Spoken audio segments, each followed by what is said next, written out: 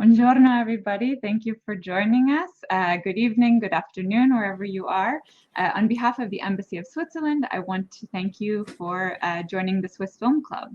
My name is Emily Buss, and I work in the public diplomacy section of the Embassy here in Washington, D.C. And the Film Club was started during a time when it was difficult to create moments of shared viewership. And the idea was to continue introducing our American audiences to excellent Swiss films like the one we saw today or this week, and to support the film industry in Switzerland and film artists as well.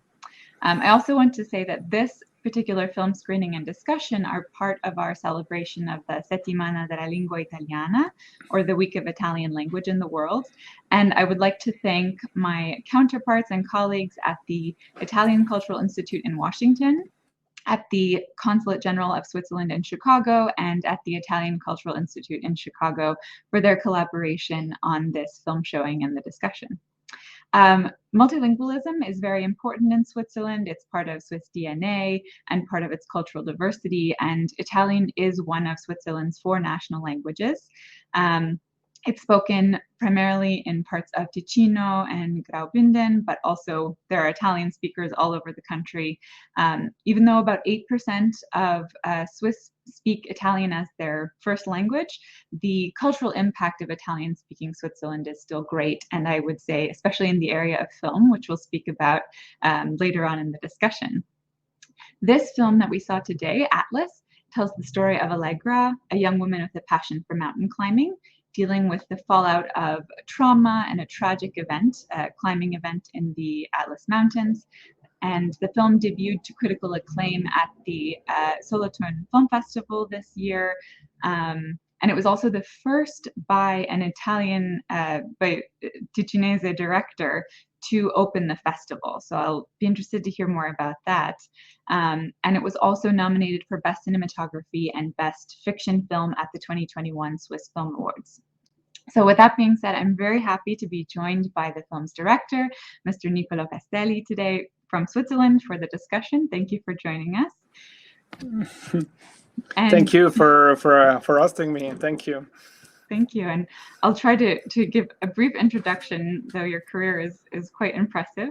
So Mr. Castelli was born in Lugano, Switzerland, and he's been a long-term collaborator with the Swiss National Italian Language Radio Broadcaster, RSI.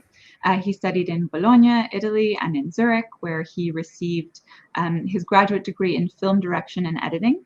And throughout his career, he's made a number of short films, documentaries, TV spots, and music videos. Atlas is his second feature film after Everyone Falls Sometimes. And he is also currently the director of the Ticino Film Commission. So with that, I want to give you a reminder. We would love to hear from the audience as well. So if you're watching on Crowdcast, you can either write questions in the chat or click the Ask a Question button below, and we'll try to get to as many questions as we can. But with that being said, Niccolò, thank you so much for joining us from Switzerland today. I look forward to hearing you, so we'll get started. So to begin, you are both the director and the co-writer of this film. What made you want to tell this story, and what was the inspiration for the film? So first of all, thank you and the embassy to share this movie from Switzerland in the US. It's a real pleasure for us. Unfortunately, during the COVID, I cannot be there and attend the audience to be live because we make also movies to share emotions live with people, but what you build up with this idea of Swiss movies in Crowdcast, it's very nice idea because we need to share stories, and maybe the Swiss people abroad and people interested in the world are more than before needing movies, stories from home, from Switzerland in this period of lockdown. The inspiration of the story, unfortunately, in 2011, it was a terroristic attack in Marrakesh, in Café Argana, where 17 person died.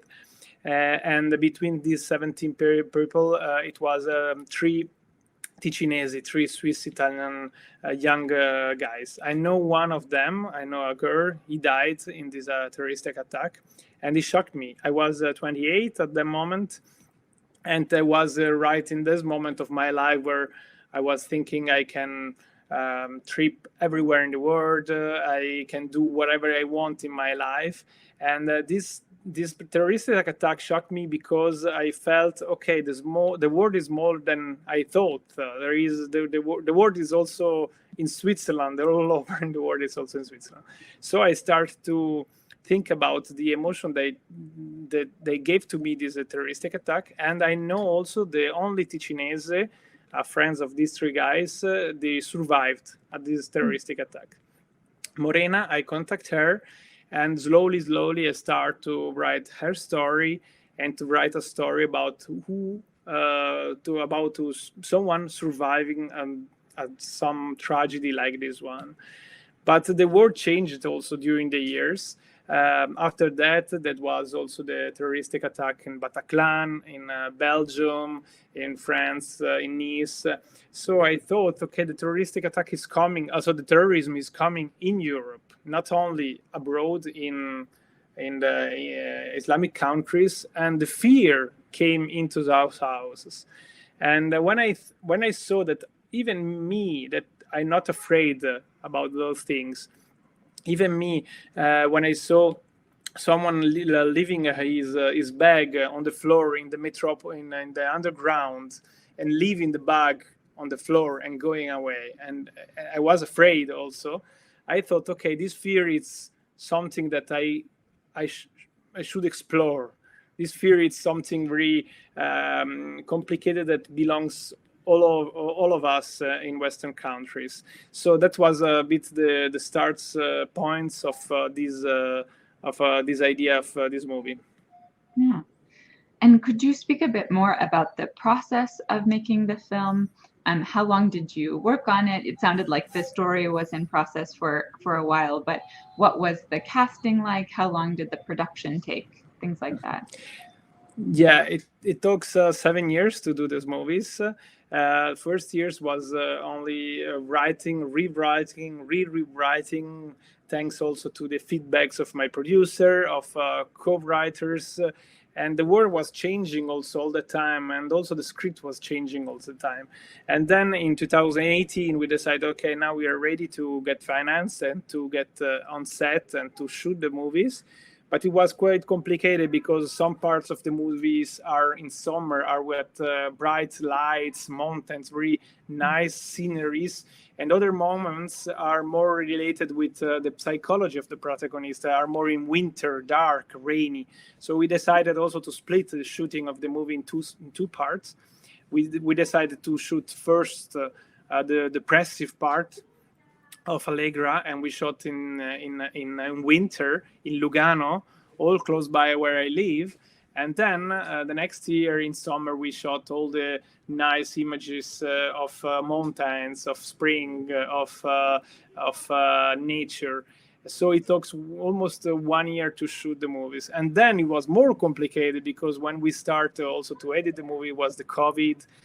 The editing process was done in Italy, and for me it was very complicated also to move there and to come back during the lockdown. All the post-production, special effects was done in Belgium, and there during the second lockdown was even more complicated.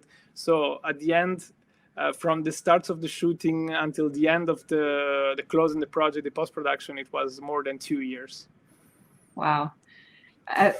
You answered my next question actually about splitting up the two timelines, because we see before the attack and after the attack, and often you can tell just from the protagonist's posture or facial expression when it is, and so it's interesting to see that you filmed all of those, each timeline separately, because I guess emotionally that was easier to do rather than going back and forth. Exactly.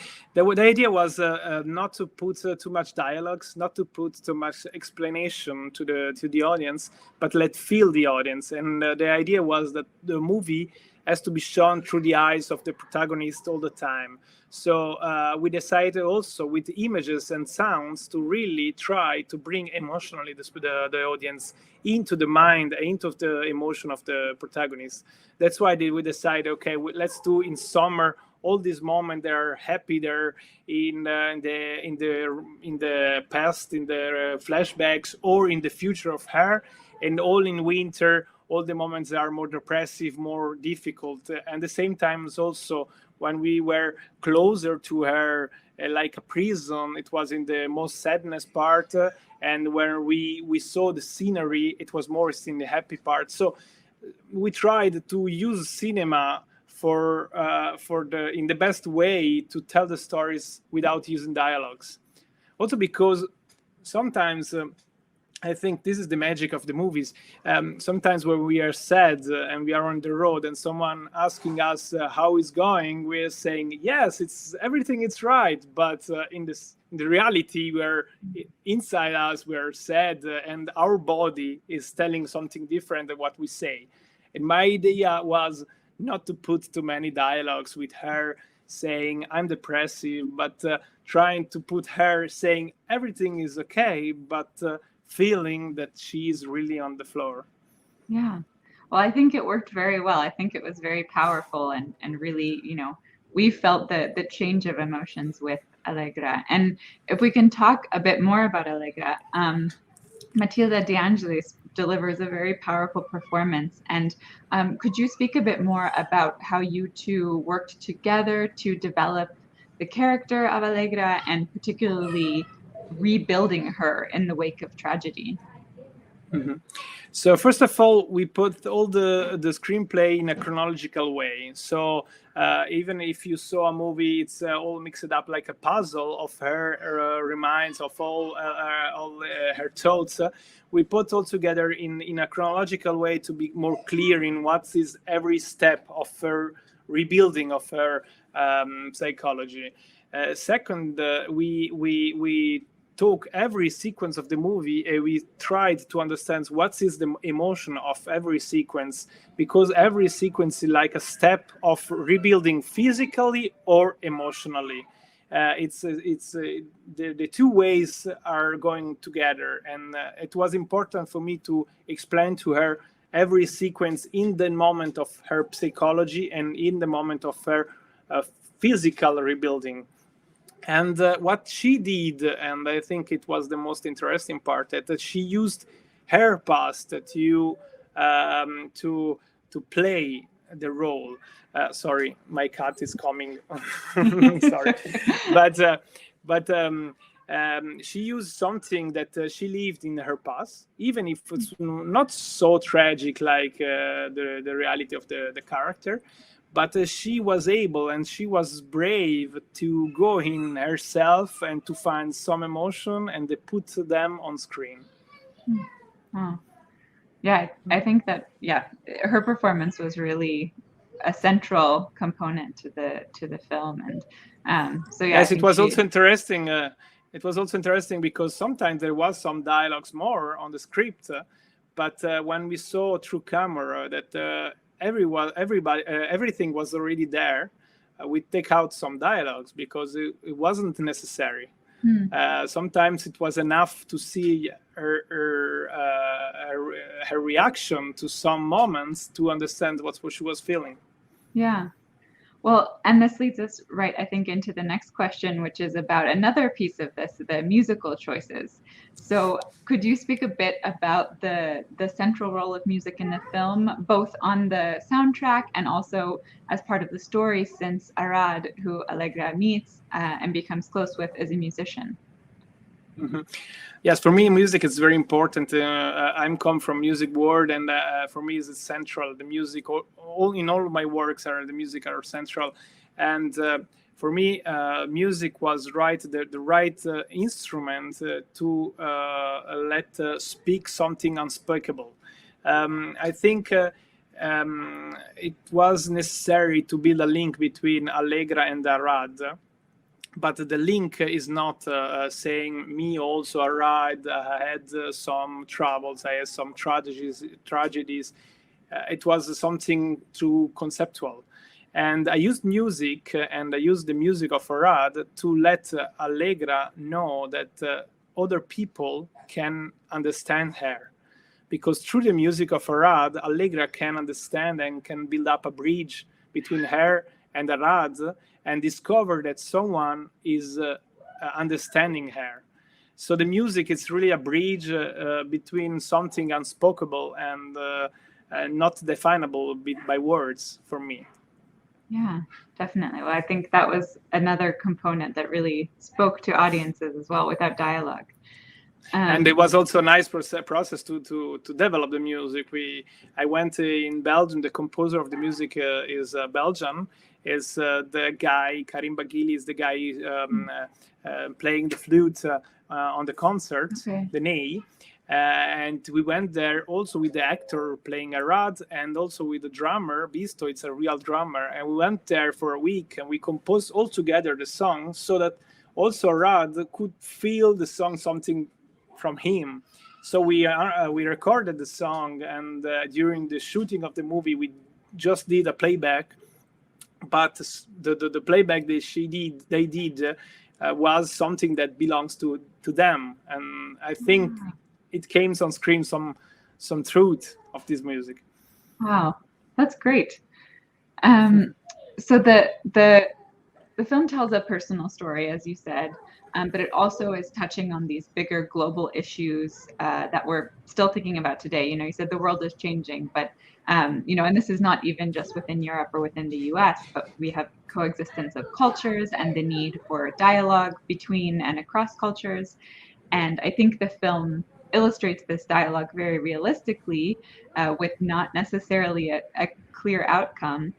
So I know this is a very large, big picture question, but why did you choose to tackle this issue? Was it just based on that story, or? It's very a big question, but I think for me, first of all, it was important also to me to understand, because I don't want to be this brave person saying everybody is a good person, we are all friends, because it's not the world. It's more there are more nuances. It's not black and white, but at the same time, I don't want to think that there are bad people in the world. So I need to understand how to deal with other people and to the diversity. So it was important to me to understand how is going and how is my relationship with the diversity with other people, and that's why I feel that I had the need of doing this movie and to write this script.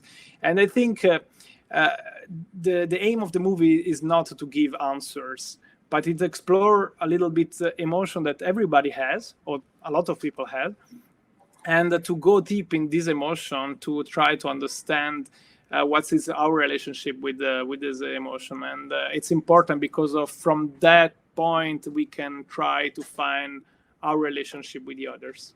Yeah, I think you're right. You're seeing these moments that we've maybe all felt ourselves, and it's not clear, or it's based on your past. And yeah, I think that came across very clearly. Just one more reminder, if you would like to ask a question and you're watching on Crowdcast, please feel free to do so. So moving away from this specific film, I wanted to talk a bit more about film in Ticino. So we're celebrating the Settimana della Lingua Italiana. And as I said, you were the first director from the Canton of Ticino to have your film open the Solothurn Film Festival, which is the major annual festival for Swiss productions. And you're also currently the head of the Ticino Film Commission. So could you speak a bit more about Italian language cinema in Switzerland, filmmaking in Ticino? How has the landscape of Ticinese films changed since you've been working? Is there more prominence in Switzerland and globally? Mm-hmm. So it's quite strange, because Ticino is well known in Switzerland, quite well known in Europe as Sonnenstube, as a place where there is it's nice to make vacation. The sun is shining, there is some nice lakes, good food, and it's quite a touristic place. And for me, was always a problem, this vision that we have of Ticino, because when I grew up in Ticino, for me was not touristic. For me was my home. was suburbs, was problems, was people with dramas, was my home. And I thought, okay, let's try to go away from cliche and the stereotypes. Let's do people make movies about Ticino, about stereotypes, if they want. If some, I don't know, Swiss German person wants to come in Ticino and tell Ticino about now scenery because it's vacation story, it's okay for me. But me as Ticinese, I have to tell something different from Ticino. And I think we have plenty of story to tell. There are universal starting from Ticino. That's why I decided to come back in Ticino and to tell stories. They are very small in Lugano or in small towns in Ticino, but they have the roots of something universal that can speak to everybody in the world. And I think in the last years it changed, also because there are some producers, like my producer, Willy Herman, they believed in some younger director as me, as Eric Bernasconi, Francesco Izzi, and other directors. And in the last 10 years, we started to tell more stories from Ticino. They are more universal and more cinematographic. And the goal to achieve, what we achieved to open the Solothurn Film Tag was, I think, a good turning point, because at that moment, this year, all the other professionals and all the other audience all over in Switzerland, they discovered, okay, Ticino can do movies from Ticino all over in the world, all over in Switzerland. So it was not a goal, a final point, but it was a new point to try to share more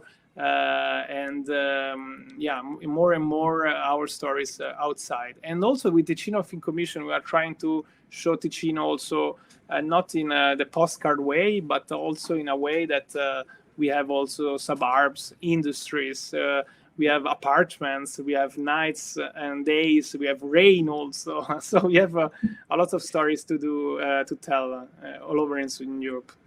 Right. And it sounds like there's also a lot of collaboration with, you mentioned in Italy and Belgium, you collaborated internationally as well, and there's support from, for example, the Italian-speaking public broadcaster, right? Exactly. We have a lot of financier, because it's impossible to do movies just in the small Ticino. Fortunately, in Switzerland, we have the Swiss national broadcaster. We have a part dedicated only on Italian speaking. So we have someone, even if we are very small, we have a strong relationship with the broadcaster, and also with some financier that give us the possibility to start a project, because without this moment it would be impossible for a country from a region with 300,000 people to have enough audience to start a movie.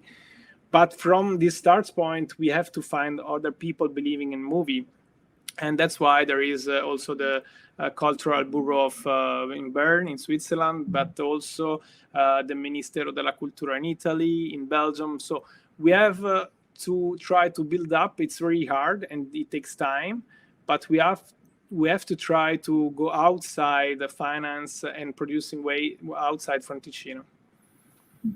Well, we look forward to seeing many more films from Ticino to come. And that brings me to my last question for you, which is, what are you working on now, and what will we see from you next? As you maybe saw, there is the daughter, and I have a small child now, 1 year old, and the last month I did the dad, the papa, for some months, and it was a incredible experience. And I think it would be really nice to tell also a story about how being dad today, because the world has changed a lot. My girlfriend is back to work since some months, and I'm making the papa, and it's very interesting to see how is the world through the eyes of dad, in this world changing also in the rights of women. And so maybe I'm thinking about something in this way, and have some other projects, but it's everything it's in development right now.